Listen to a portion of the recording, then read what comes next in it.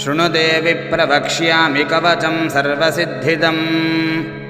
पठित्वा पाठयित्वा च नरो मुच्येत सङ्कटात् अज्ञात्वा कवचं देवि दुर्गामन्त्रं च यो जपेत् न चाप्नोति फलं तस्य परं च नरकं व्रजेत् उमादेवी शिरः पातु ललाटे शूलधारिणी चक्षुषी खेचरी पातु कर्णौ च त्वरवासिनी सुगन्धानासिकं पातु वदनं सर्वधारिणी जिह्वां च चण्डिका देवी ग्रीवां सौभद्रिका तथा अशोकवासिनी चेतो द्वौ बाहू वज्रधारिणी